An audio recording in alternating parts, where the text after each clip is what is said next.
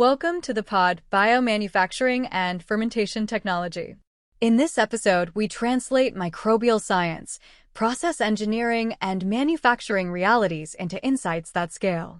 Advancing process control in industrial fermentation, real-time adaptive strategies for robust scale-up. Industrial fermentation is still more art than science in too many facilities. Batch variability, overfeeding leading to byproducts, underfeeding starving cells, and operators making midnight calls on induction. What if your control system actually understood microbial adaptation in real time?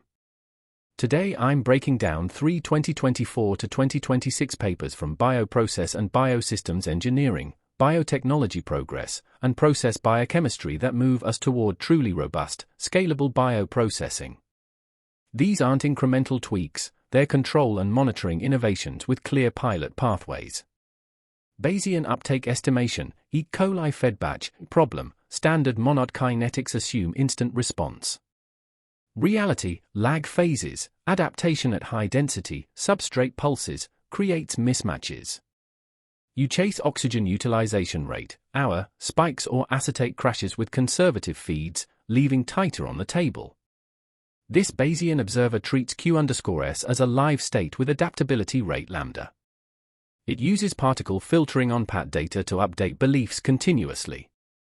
Result, tighter substrate control, stable yields even as physiology shifts.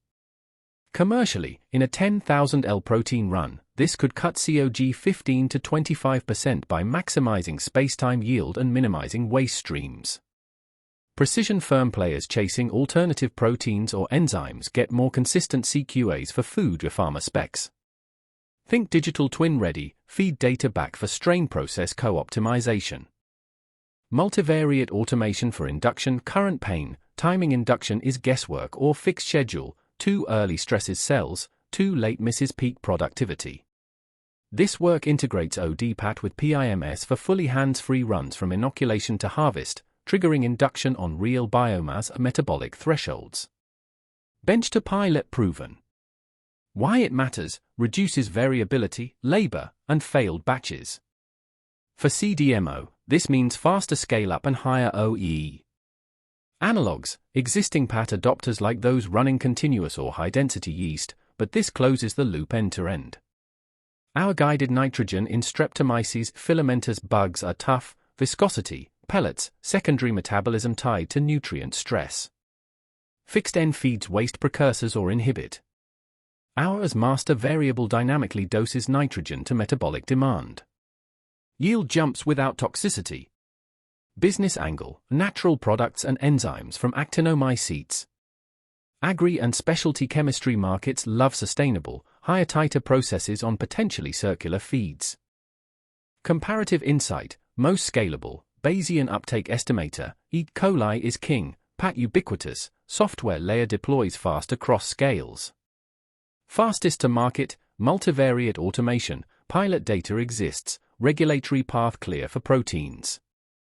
Highest ROI, hour N control for high-value metabolites, big titer lifts in established facilities with lower volume but high margin.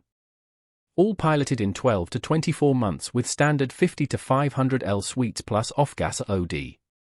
If I were building, or advising, a biotech startup or CDMO expansion today, I'd bet heaviest on the Bayesian real-time uptake framework as the platform enabler.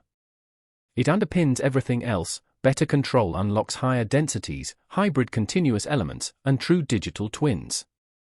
Pair it with automation and respiration-guided strategies, and you have a robust, licensable process platform that de-risks scale-up in a capital-constrained world. The macro tailwinds are massive, sustainable proteins, enzymes, chemicals, multi-trillion potential. Execution wins, these papers give executable edges. Let's move from it worked in the labs to it runs profitably at 100 cubic meters. You've been listening to Biomanufacturing and Fermentation Technology with Prasad Ernala. Thank you for joining me. Until next time, keep engineering biology into reliable manufacturing.